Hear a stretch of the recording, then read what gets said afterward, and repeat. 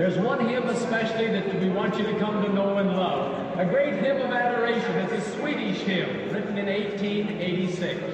How Great Thou Art. Here in Melbourne, we have two crusade choirs. The ones you see on the platform this afternoon and down here have the red identification badge on, and we have a green choir which will be here tomorrow. We had over 1,400 of them registered. And we know that you'll enjoy their ministry and song, and just now we're going to ask them to come. Shady come in the choir to join in singing, How Great Thou Art.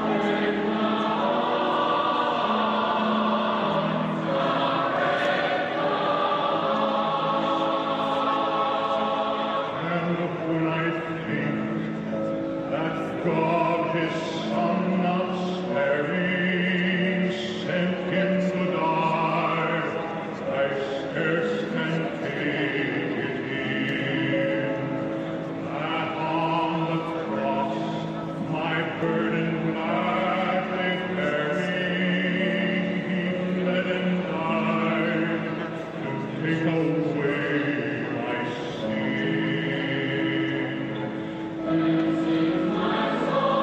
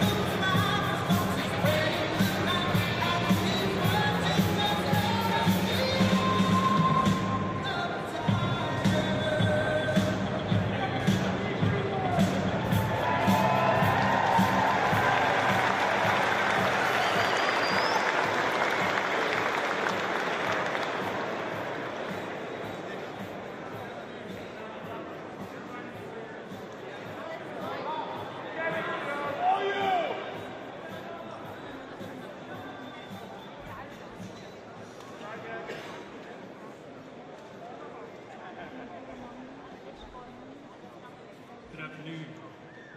Team Udeid Air Warriors of the Ascent Arena. I'm Chief Master Sergeant Joshua Weeder, 9th Air Force and Air Force's Central Command Chief. Today, I have the honor of introducing the Secretary of Defense, who will introduce the President. But first, I want to take a moment to say thank you to all of you.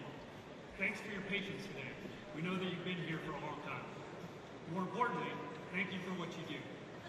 Thousands of U.S., coalition, and Qatari service members worked on this installation, with hundreds in this hangar today, representing many functions, specialties, and responsibilities. We've all deployed here from locations around the world.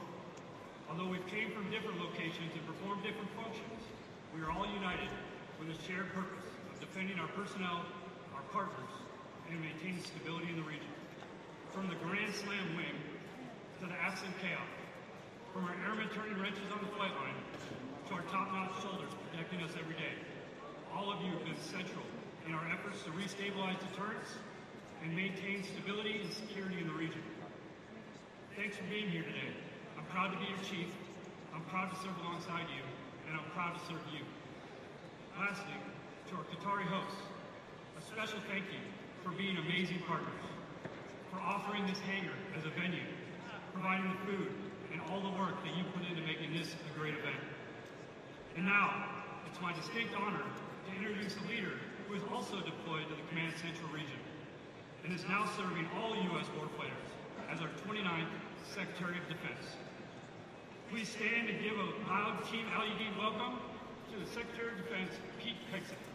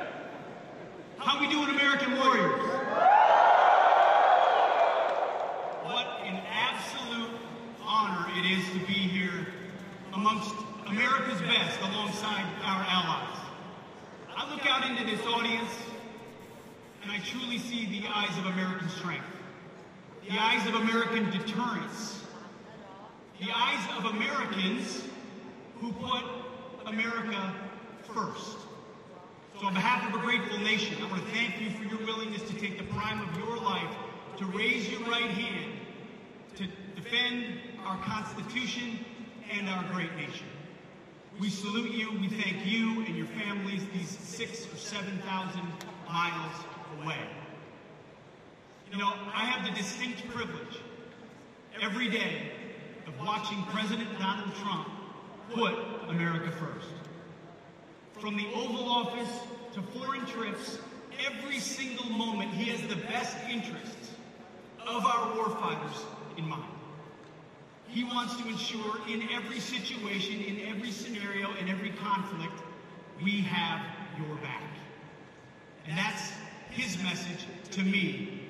He says, Pete, we better have their back as warfighters every time. We have three things at the Department of Defense that we're doing to ensure we achieve peace through strength and put America first. Number one, we're restoring the warrior ethos. No more political correctness, gender pronouns, DEI, CRT, or climate change. We're in the business of warfighting. Accountabilities, standards, warriors, and lethality.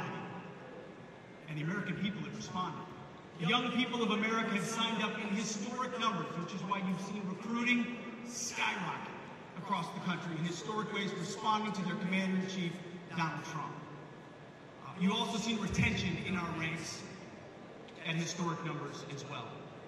We're restoring the warrior ethos. We're also rebuilding our military.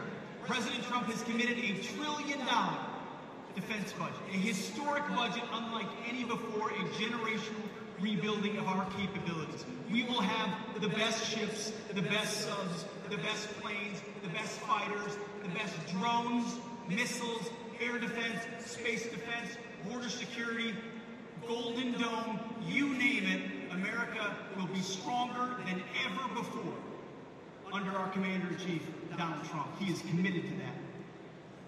And number three, we are reestablishing deterrence. Sadly, over the last 4 years, we saw a collapse in Afghanistan, what happened on October 7th, the war in Ukraine, violence unleashed by wokeness and weakness. But under President Trump, we're seeing a renaissance of peace through strength. Our enemies know that we mean business, and our allies like Qatar here know that we will stand beside them. That projection of strength, that recognition of American leadership is what unleashes peace. You see, my first motto as a platoon leader was those for my platoon, Charlie Company Sector 113, was those who long for peace must prepare for war. We are warfighters, standing behind this Commander-in-Chief, prepared to deliver peace and security for the American people. And we have the greatest Commander-in-Chief possible in the Oval Office and here with us today. It's always my message to the troops, this man has your back. And that is why it is a distinct honor to introduce to you the 45th and 47th President of the United States, our Commander-in-Chief, Donald J. Trump.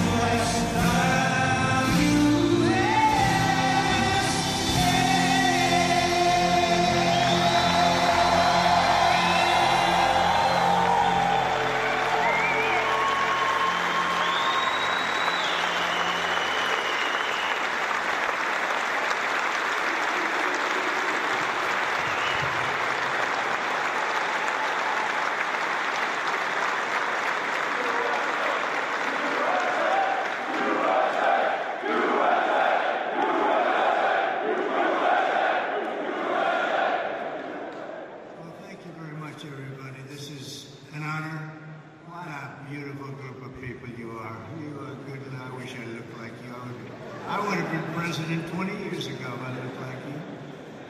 But I want to give a special hello to Udeid Air Base, sometimes referred to as the deed. That's a sinister term, the deed. Today, we can all relax and be at ease, and we're going to have a little fun. I have nothing else to do, so let's have a little fun, right?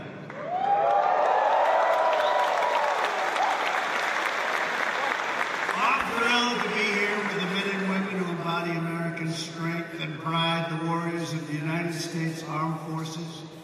It's an amazing group of people. You are, without a doubt, the greatest fighting force in the history of the world. That's the way it is. I said it last night. I said it's strong. We have the strongest military in the world. Not even a contest. We have the best equipment. Nobody has equipment like us. Nobody has the planes or the missiles or anything else. And as your Commander-in-Chief, I'm here to say that America's military will soon be bigger, better, stronger, and more powerful than ever before.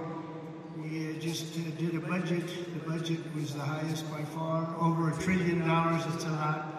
It's a lot of stuff, and hopefully it's peace through strength. Hopefully we don't have to use it, because if we use it, I feel sorry for the other guy, but we don't want to have to use it. I want to recognize a true warrior, and that's our Secretary of Defense. They put him through hell, the radical left did, and he's incredible. You know, he went to the best schools, he did the best stuff. He's a smart guy, and he's a great guy, and we'll just listen to his words standing backstage when he was speaking, and he really has it right on the peg. Pete Hexon, he's going to be great. You're going to love this guy. You're going to love him.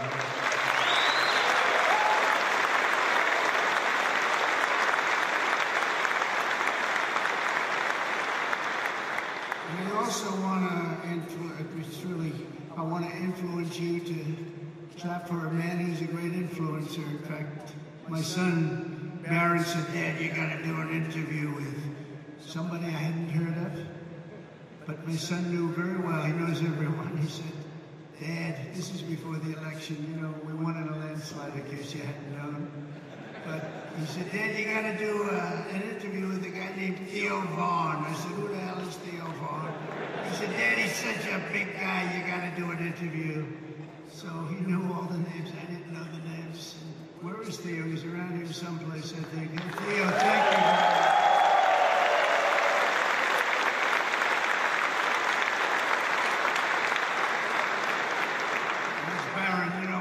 He said, you got to do it. We had a good time, right? We had a good time. We had like 270 million people that listened. So you know what? I think Barron was right. Thank you for being here, Theo. Appreciate it. Also, Lee Greenwood, right from the beginning, that song went on. And you know, that song was a successful song, but we made it the most, #1. We made that song, it's the top of the list of that type of song. That's a pretty big, I don't want to go into the list because you'll get upset with me if I do. Like the national anthem and things, and it became unbelievable. And I was saying you could get Elvis or anybody else to do a song. There's nothing, that was my intro song right from the beginning, because as you know, we won 3 elections, okay? And some people want us to do a 4th. I don't know, we'll have to think about that. You saw the new hat, the hottest hat is, it says, Trump 2028. We're driving the left crazy. Would you see that? We didn't need that hat, but it's been an amazing period of time. And when Lee Greenwood did that song, it went from the first day. I came out and played it. It was a great song, but we didn't know. And then I did it the second time, a third time. And that was 968 rallies ago. Can you believe that? We did 968 rallies. I said, another hat says 968. I said, what the hell does that mean? That's the number of rallies. I said, you have to be kidding. But from the very beginning, and we played Lee's song, and it was the walk-on. And then for the last inauguration, I had all the big singers, they wanted to do a song for me, and they wanted to have me walk on to their song. And my people, oh, that would be nice, that would be nice. When I heard about it, we were all set. We had a lot of them. And I heard about it, I said, I'm not switching. Are you kidding me? I'm not switching. So we stick with Lee, but nobody could have done better than Lee. And he's been so loyal and so great, and it's been really about 9 years of that stuff. And, you know, we had really, honestly, we had 3 unbelievable campaigns, and it's been an honor. And there's nobody been stronger than the military in terms of backing us, nobody. So I just want to thank you all very much. Great honor. Thank you very much.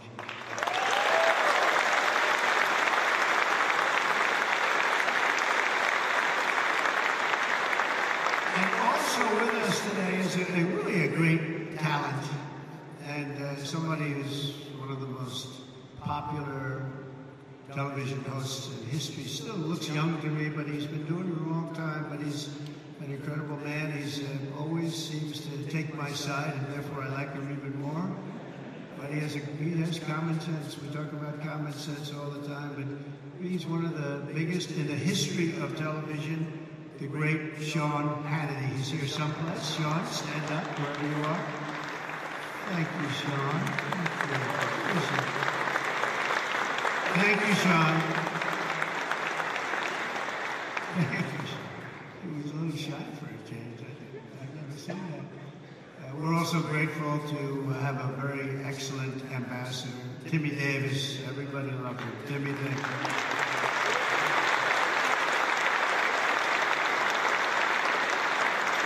Along with you, great military leaders, these are real leaders, these are real tough cookies. Lieutenant General Derek Trapper France, Major General David Shoemaker, Brigadier General Richard Deuce Dickens, Chief Master Sergeants Chris Murphy and Joshua Wiener, and Colonel Brian Ellis. We want to thank you, amazing people. They're real leaders, and this is one of the great bases anywhere in the world, and we're lucky to have them. Thank you very much, fellas.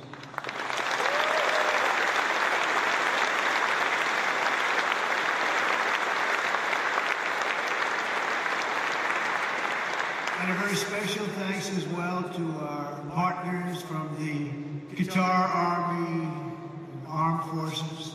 Let's give them a really special hand. They are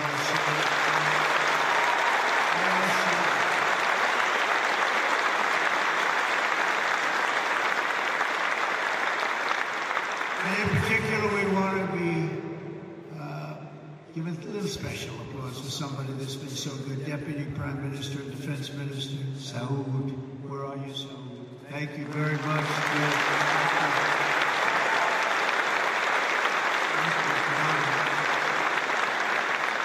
Yesterday we signed an agreement for Qatar to purchase $42 billion worth of the finest American military hardware, including THAAD missile batteries, Pegasus refueling aircraft, Desert Vipers, light armored vehicles, amphibious combat vehicles, the MQ-9B, and the Sky Guardian drones. That's all the best stuff. If it isn't, please stand up and tell me we'll get something else. But I believe it's the best.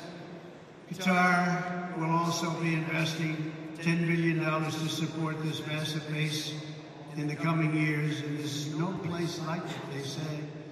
And a man, a leader, Amir, he's been a special friend of mine for a long time, long before I did the political thing. When he was a novice, he was a young guy, and we got to know each other, we liked each other, and got along long before I ever thought of running for president. And it's nice when you have that kind of a relationship. We got along right from the beginning. He's a special guy. He's a great leader of your country. So I want to just congratulate you on that. And all the Qatari people, a spectacular group, and it's an honor. And I don't think our friendship has ever been stronger than it is right now. You had the last administration. I don't know if they knew too much about what was happening, but this administration does. And you will never see anything like the relationship that we have. We just left Saudi Arabia, as you know, and we have a fantastic Crown Prince. He is a fantastic guy likewise. And we're going from here, we're going to UAE and United Arab Emirates, and we're going to see another leader. It's an amazing part of the world, and our relationship has never been stronger.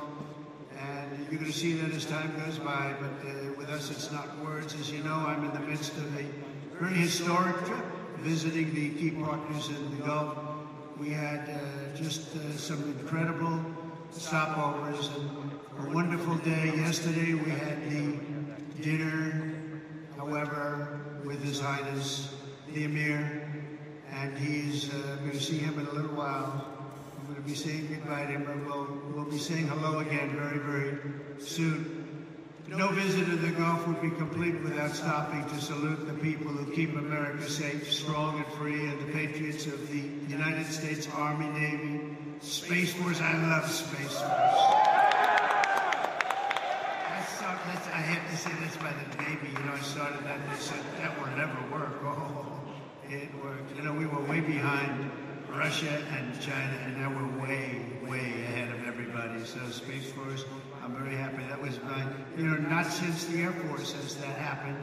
So we created a force, and it's a big force, and it's a brilliant force. So Space Force, thank you for doing such a great job. The Marines, and of course the United States Air Force.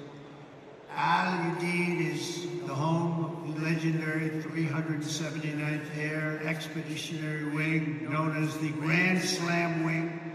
We also have the 1st Expeditionary Theater Support Group. You got them all, and let's not forget the top-notch Army soldiers from the 11th Air, the Imperial Brigade. Thank you, that's great. We also have the 8th Expeditionary Air Mobility Squadron, known as Mighty Ochos. Where are Ochos? We don't want to fight with them. All of you are the tip of the spear. You're the finest we have. Anywhere in the world, you're the finest we have. You're the finest anyone has in the fight against the enemies of civilization. You're the people that are defeating chaos, combating terror, defending our interests, supporting our allies, securing our homeland, and making America incredibly proud. And you know what? Making America great again. That's what's happened. It's happened very quickly.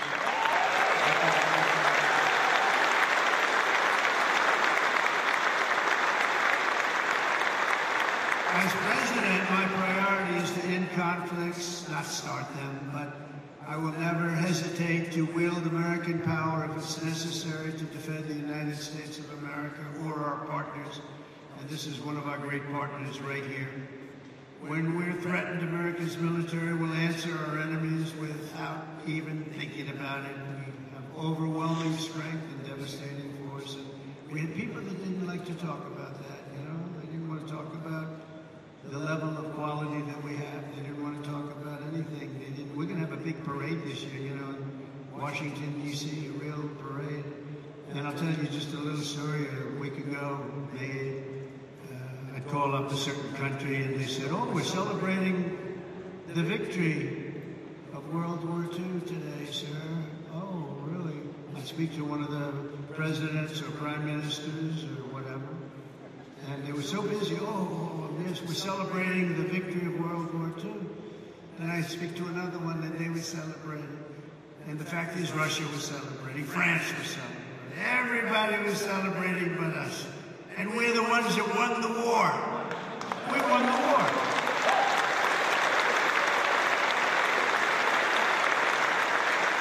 They help. But without us, they don't win the war. We're all speaking German. You know that, right? Without us, they're speaking German, maybe a little Japanese too. We won the war, and we're the only ones that didn't celebrate. So what I did is I got my crack staff over there, and we did it every time. We have May 8th, and we also have the date in November, that sacred date in November for World War I, because we won that war too. But think of it, I'm calling, we love France, right? But I think we did a little more to win the war than France did. Do we agree? I don't want to be a wise guy.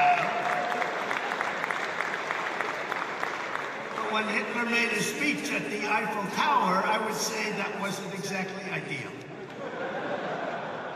And I called up the President, Macron, good guy, by the way. No, we are celebrating our victory over the Germans. Oh, that's wonderful. No, we don't take credit for what we do. And I said, what the hell? Every country I've spoken to in the last week is celebrating the war with us. Isn't that terrible? So we're going to be doing holidays, but I said it has to be a working holiday because you can only do so many of them.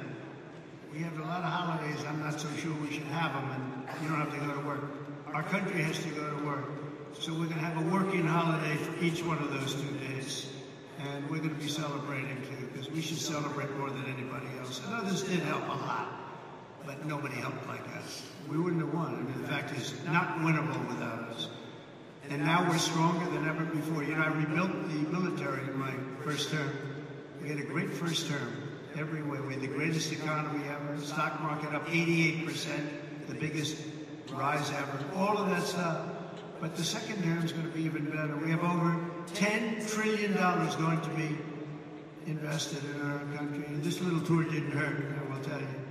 Between the 3 great places, I recently announced that I'll approve an unprecedented $1 trillion, as I told you. It's going to end up going higher investment in the U.S. Armed Forces, and that's a record as part of that effort. I signed an order to build the Golden Dome missile defense shield to protect our country from missile attack. Is everybody okay with that?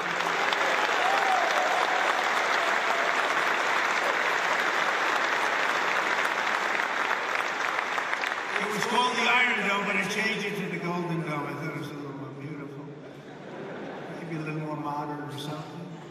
But we're going to have it, and it's amazing, actually, what they do. It's going to cost many billions of dollars, all made in the USA. I want it all made in the USA. The days of making our parts all over the world because we have wonderful partners. Now, it's America first now. America first. We're going to make it all in the USA. And we're going to, by the way, it's America first, but we're going to take care of other countries. We're going to have plenty left over. Because we're doing things now. You know, 6 months ago, our country was laughed at. Now our country is respected again at a level that it hasn't seen in a long, long time. And we're going to keep it that way. And our Air Force will soon have the world's first and only 6th-generation fighter jet, the F-47. Why did they name it 47? Does anybody know? It was a nice thing. But it's quite the plane. They say there's never been anything done, but we're also looking at an increased version of the F-35. I think we're going to call it the F-55, which will be a double-engine plane. I like 2 engines on a plane. I'm sorry if I say that. But does that make sense to anybody? Does anybody agree, General? Do you agree with that? I like it. Thank you. So many of you, sir, this engine is infallible. No engine is infallible. I like 2 engines on a plane. Should have been made with 2 engines. If I were here, you would have 2 engines, and you would have a lot of other victories, by the way. What we're going to do, when you think of it, Russia, Ukraine would have never started.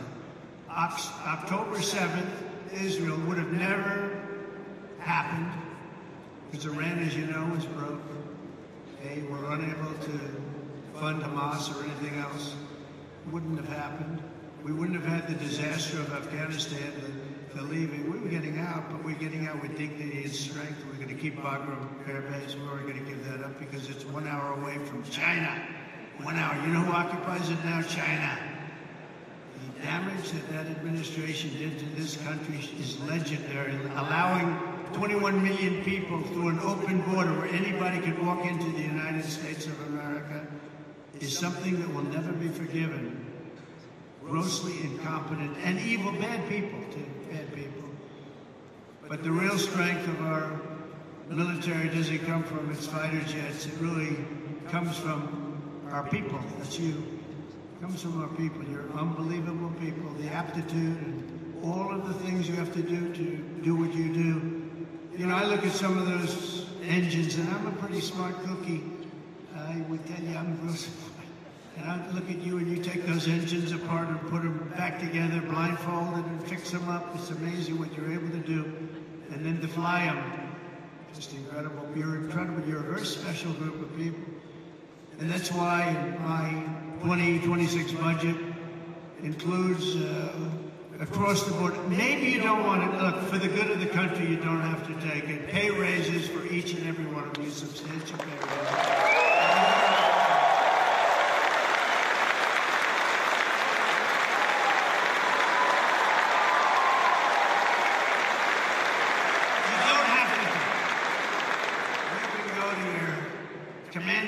officer say, "Sir, I'd rather not take that pay. I love my country, sir. I refuse to take it." Anybody here, raise your hand, please, if you refuse to take it. Well, at least we have smart people. That's good. So you do your duty for us, and as Commander-in-Chief, I will always do and fulfill my duty to you. That's what I'm doing. Under the Trump administration, we're liberating everything in our armed forces from really radical social experiments carried out under the previous administration and beyond that, and actually beyond that, and restoring the strong and fierce spirit of the American warrior, the American fighter. On day one, I signed an executive order stopping our service members from being forced to endure endless training sessions on political correctness. We don't care if you're politically correct. And I directed the reinstatement of all patriots expelled from our military by the COVID vaccine mandate, which should have never happened. They're being returned at their former rank with full back pay. Very important. After years of not making our enrollment targets, to me this is the biggest thing. Our military suddenly has the best recruiting numbers that perhaps they've ever had, but certainly in 30 years. Think of that. You go back 6 months ago, we couldn't get people to join the military. Nobody wanted your job. Now everybody wants your job. So we went from having the worst numbers we've ever had in terms of recruitment. That included police officers also, firefighters, but police officers. But in the military, think of that. You couldn't get people to join the military, and now we're brimming over. We have the highest numbers we probably, minimum 30 years, but probably have ever had. Because there's such an incredible spirit now in our country. We have a whole new spirit. And it began on a date, November 5th, that was election day. Under the Trump administration, America is back, and America's military is back, bigger, better, and stronger than ever before. Since my inauguration, service members stationed throughout this region have terminated 83 major terrorists operating across Iraq, Syria, and Somalia, including the #2 just recently global leader of ISIS. And I knocked out ISIS, as you know, in my term. They said it was going to take 4 years. I said, why 4 years? That's a long time. And then I met a General Raisingane. He's now the head of the Joint Chiefs of Staff, right? And he was great. He said, we could do it in 3 weeks. I said, well, I was told 4 years, General, by your television generals in Washington, D.C. And he didn't want to be disrespectful to them. He said, sir, I'm telling you, you want, we can do it in 3 weeks. And that's what he did. He knocked out 100% of the ISIS caliphate in 3 weeks.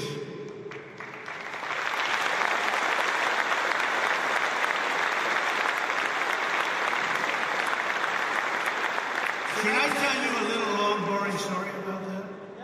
Yeah. Okay, some of you have heard it because it's sort of a cool story, but I was wondering why we couldn't defeat, ISIS. We have this great military, all these great jets that we have, new, all over the place, the best in the world, the fastest, the best. And I went out and I said to a certain general, Washington, D.C., a television general, not much of it. There's a real general on the television. You have the television guys and you have the real generals. And I said, General, how long will it take us? Because it doesn't make sense. We're spending a lot of money on defeating ISIS. And they don't have great equipment. They, in many cases, don't even have equipment. They're vicious, and they are good fighters. We always have to respect that. Sir, it'll take at least 5 years, sir. I said, 5 years? That's a long time. I mean, we have jets, they have knives, and it's going to take 5 years. Yes, sir. I said, I don't really believe that, so I did something I've never done before. I said, I want to go to Iraq. And I want to meet with the people in Iraq because maybe they're different, but I couldn't understand how a large and powerful terror group could last so long. And so I scheduled a flight, meaning I left at 3 o'clock in the morning. It was pitch black. We left very, very under guard. We traveled from Washington, D.C. There was nobody around. Got to the hangar at about 3:15. Air Force One was waiting for us. Pilots, best looking human beings I've ever seen. Even better looking than Tom Cruise, and he's a friend of mine. Okay. These guys were central casting, and they could also fly. And we headed out about 3:30 in the morning, pitch black. We headed for Iraq, and nobody knew I was going, nobody. And we're flying, and we're starting to get close. And they come to see me, and they say, "Sir, we have a problem." What? "We're flying over enemy territory very soon, sir. Could we please turn off your lights?" I said, "My lights? We're flying in Air Force One. We just spent trillions of dollars on fighting, and you can't fly in with lights on?" "No, sir, it's very, very dangerous out there." So I said, "Oh, obviously turn them off." Then he comes in addition to the lights, we want to turn down the shades. So I said, "You mean not even shades?" "Okay, we turn down the shades." And I said, "I want to go upstairs. This is 747, 2 levels, beautiful plane." Just ordered new ones, by the way, beautiful new ones. And Boeing just, by the way, did the biggest order in the history of Boeing. Just did with your beautiful territory right here. They ordered, I think, 160 planes. I think it's the largest order ever for aircraft. So I salute the people from Boeing, Kelly, and everybody, and General Electric. The engines are General Electric Super Prime, and I really think it's great. Congratulations. But I go up to see the pilots because I love sitting with the pilots.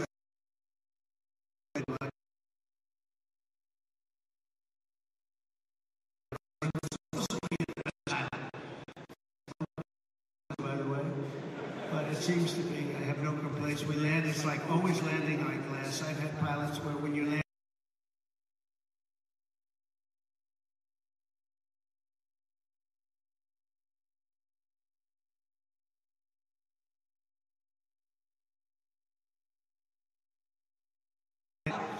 but these pilots land, and the 747's a hard one to land. I go up, I see the pilots, I say, "Hi, Captain." The guy's a handsome guy. We've got a blonde flat top. I'd like to have a flat top like that. I don't know if the hair's good enough for that. I don't think so. I don't think I'm going to try it either. But perfect person, and I look at the right, he's perfect. Everybody was perfect. They're like perfect human beings. I said, "How we doing, Captain?" "We're doing fine, sir. We'll be there in a half hour, sir." I said, "Do you want the lights turned off, Captain?" And they said, "Yes, sir." They're doing the right thing. "Oh, that's great, Captain. It's great." So now we're 15 more minutes, and all of a sudden, and most of you know the sound because that's what you do, but you have the computer voice, a beautiful voice where it says 1,900. They're talking about feet.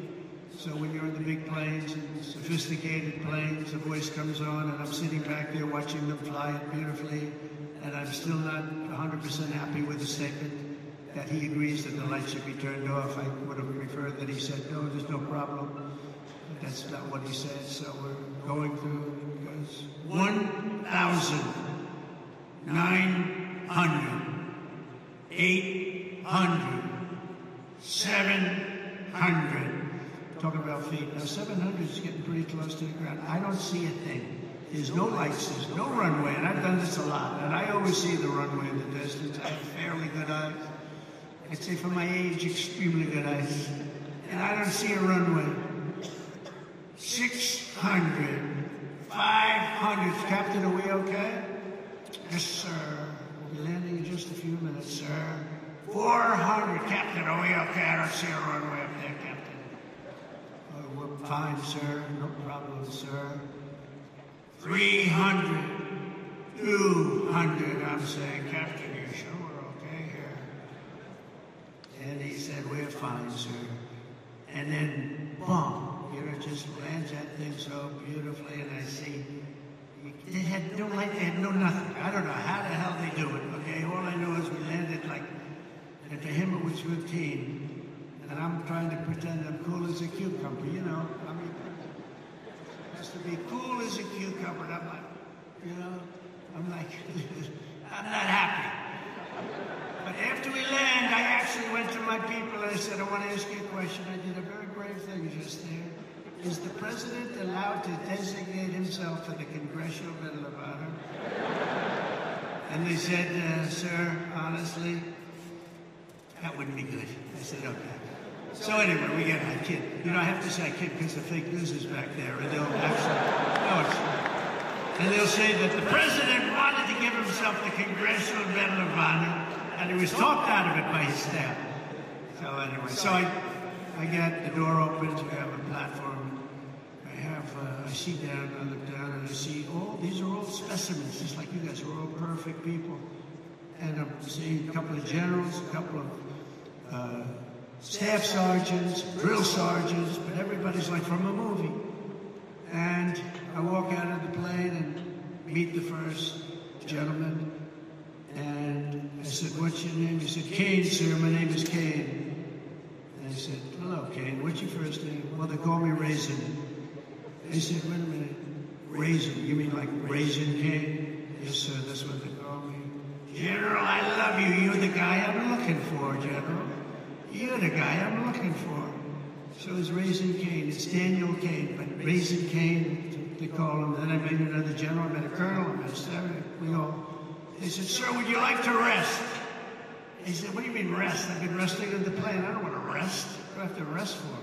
He was thinking about Biden to come, okay? Biden would have rested the entire trip. He wouldn't, first of all, he wouldn't have made the trip. But if he landed, he would have been rested for about 5 days before he had the first meeting. And I said, no, let's go have the meeting because I want to find out what's going on over here. We're spending a lot of money and people are being killed.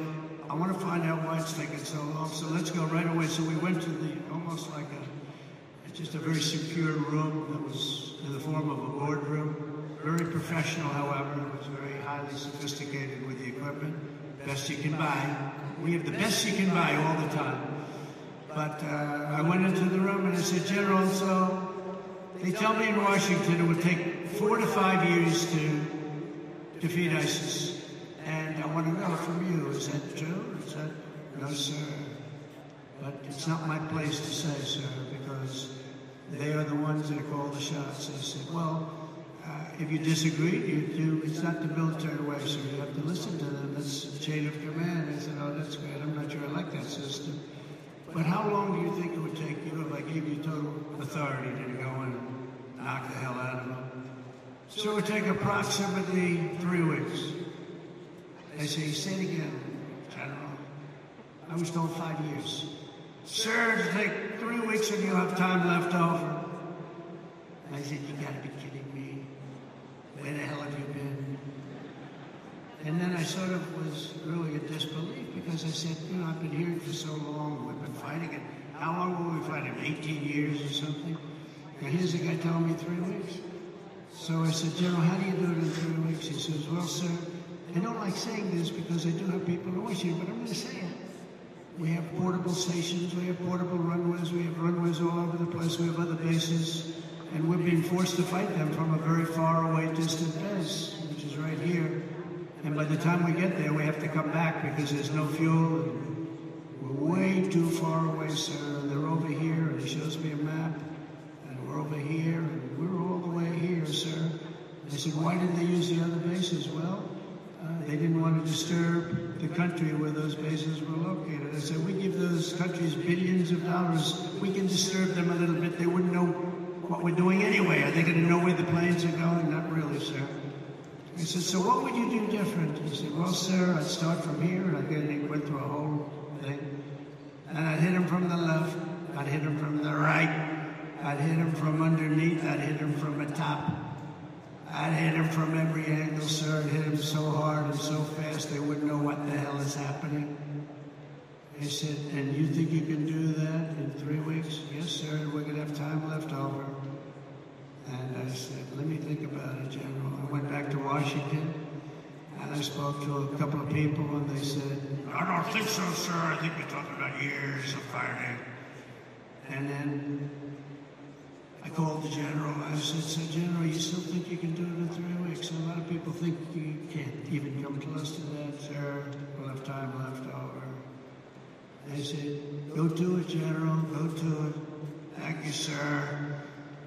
And he hit the hell out of him. He hit the hell out of him. And he calls me up.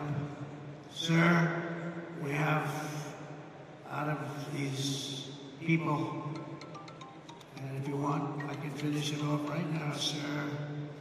I said, well, I don't know, that's a lot. It's a lot of people. Well, these people are not good people, sir. These are not good people. You'll feel better about it. Well, they're not good people, but they're people, aren't they? And he goes, I said, you know what? Why don't you buzz them for a little while, and maybe after a day or two of buzzing them, they'll surrender. They don't know about surrendering, sir. Well, maybe they'll raise the white flag. They don't have a white flag, sir. I said, well, I'll give it a shot anyway. He said, all we're going to do is take a couple of bullet holes in our wings. You guys know about that, right? And I said, well, let's give it a shot. And he calls up and says, let me do the job, sir. I said, all right, do the job. And we defeated 100% of the ISIS caliphate in just a very short little period of time.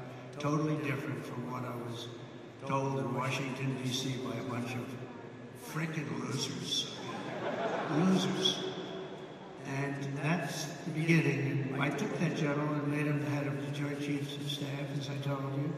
And he's going to be great, and he's highly respected by everybody. Just a different kind of respect. It's a real respect. But we can do our job better than anybody in the world, but you have to have the leadership at the top, And we're doing that. We're finding, we let a lot of 4-stars go. We had more 4-stars. We had, I think, 425 4-stars in World War II, which, by the way, we won. In World War II, we had 187 generals. And we had like 425 generals now, without really a war. And so we made a lot of changes, and we have the best. We have the best. We worked hard to figure the best, the real ones. We want the real generals. Not the fake generals, and not the political generals, too. So we have something that's special, but it can show you really what happened. We also just apprehended, as an example, the ISIS terrorist of the Al-Baghdad, the one that caused all of the problems in Afghanistan, caused unbelievable destruction. We lost 13 great soldiers. I got to know the parents and the families of those soldiers. But you know what they don't say is the ones who were so horribly wounded, which were many. And hundreds of people were killed from the other side. I always include that. That should have never happened. That whole mess should have never happened. I think it was the most embarrassing day in the history of our country. And we're not going to have things like that happen anymore. And again, we should have kept the air base. Should have kept it. We let it go, and we left, and it was a very embarrassing moment in the history of our country. That'll never happen again. There are a lot of people that said that Russia went into Ukraine. When they saw that, they said, wow, we didn't think that was possible, but it's not possible any longer, I can tell you. That's another one would have never happened if I were president. Russia would have never gone into Ukraine. All of those things, it would have never happened. But the Afghanistan withdrawal, not the fact that they withdrew, but the fact that the way they did it was so horrible and so embarrassing. So we brought this horrible person to justice, to American justice. We caught the person that set off that bomb. And all of this is possible because of the work that you do with partnerships that you forge. In this case, it was Pakistan. And by the way, I don't want to say I did, but I sure as hell helped settle the problem between Pakistan and India last week, which is getting more and more hostile. And all of a sudden you'll start seeing missiles of a different type. And we got it settled. I hope I don't walk out of here and 2 days later find out that it's not settled, but I think it is settled. And we talked to them about trade. Let's do trade instead of do war. And Pakistan was very happy with that. And India was very happy with that. And I think they're on the way. They have been fighting for about 1,000 years in all fairness. So I said, I could settle that up. I can settle anything. Let me set it up. Let's get them all together. How long have you been fighting? About 1,000 years. Oh, that's a lot. I'm not sure about that. I'm not sure about settling. That's a tough one. They've been fighting for a long time. But we got that settled. Everybody was very happy, I'll tell you. That looked like it was really going to be escalating out of control. But with us today is the first sergeant of the 379th Wing, Master Sergeant Patrick Elders. And Patrick, wherever you may be, where are you, Pat?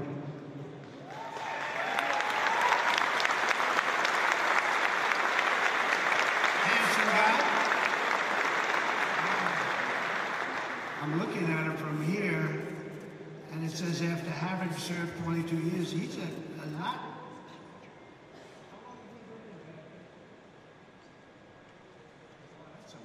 Like he's like 25 years old. I'm saying 22 years. He said, we must have this mixed up. We don't have it mixed up. I guess when you love what you do, you stay young, right?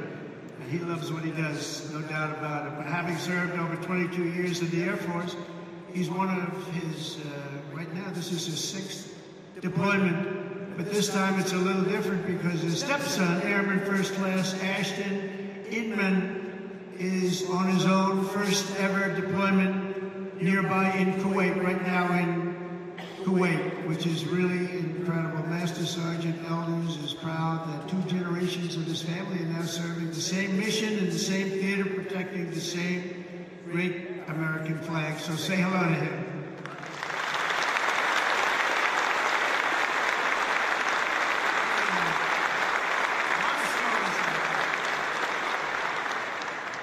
A lot of stories like that. And I want to thank Airman First Class Inman also very much. That's a great story. That's a great story, and we have many of them. I guarantee in this room right now there are many such stories. There are several married couples serving side by side in uniform at this base, including Staff Sergeants Tyler and Paige Duck. Where is Tyler?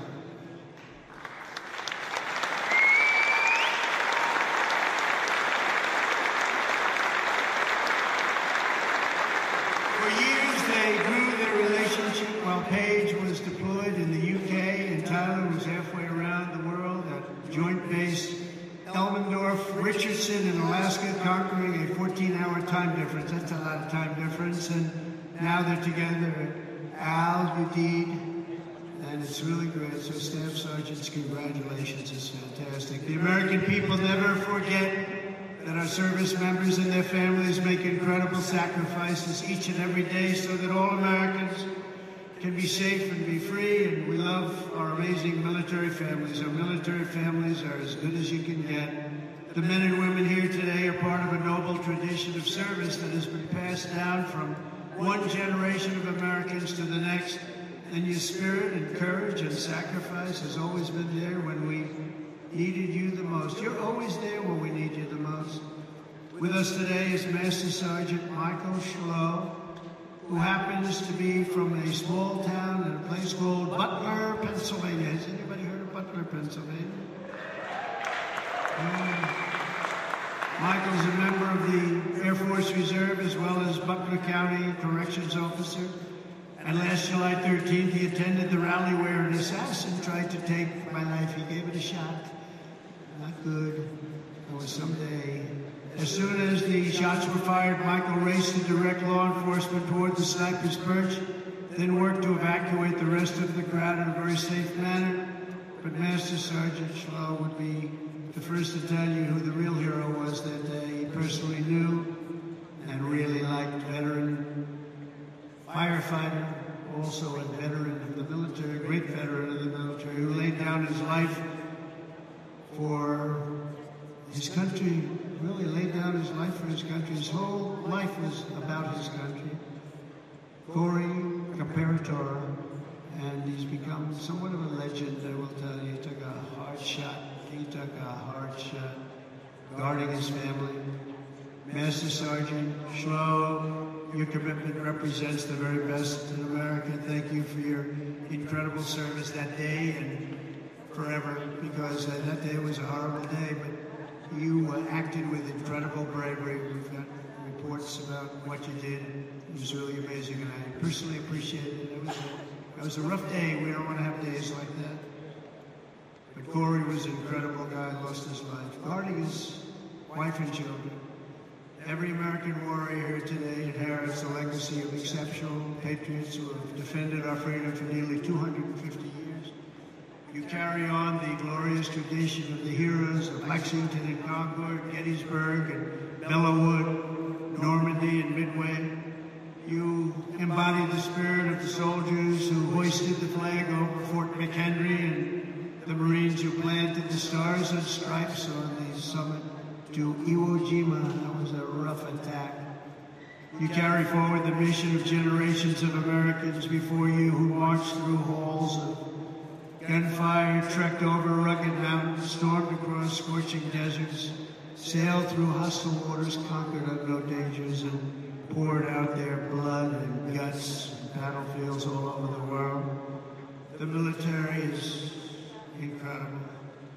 And we won our independence. We preserved our union, protected our way of life, defeated fascism, crushed terrorism, liberated millions and millions of people from bondage, and brought communism to its knees. That's what we did.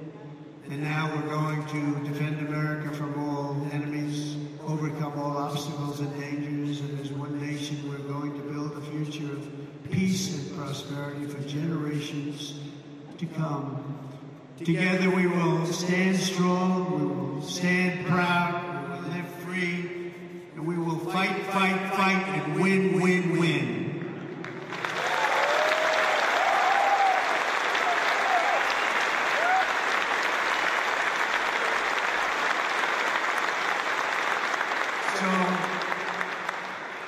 My trip is 4.5 days, but this is the one I was so looking forward to because I'm with the people that I really love and respect. We love and respect you. This is what you're doing, the service you do for your country. You keep us safe. There is no more important profession. And I was so proud to see those reports coming in just a few days ago saying that the enrollment is at the highest level ever, especially when I had to suffer running against a group of people that were very inappropriate, where they allowed that reputation of what you stood for and what you stand for to deteriorate to a point where we weren't able to recruit. So just remember this, you have a job now that everybody wants. Everybody wants to be doing what you're doing. It's a special job, and I'm so proud. When I saw those numbers come across the board that we set the record for enrollment in the military, and we took that from the exact opposite just 6 months before. I was very, very proud of that. We have a great country. We have a proud country. We have a country that's respected all over the world. And as I said before, a year ago we were laughed at, but nobody's laughing at our country anymore. We're the most respected country anywhere in the world. And thank you very much, and enjoy your lives, and God bless America. Thank you very much.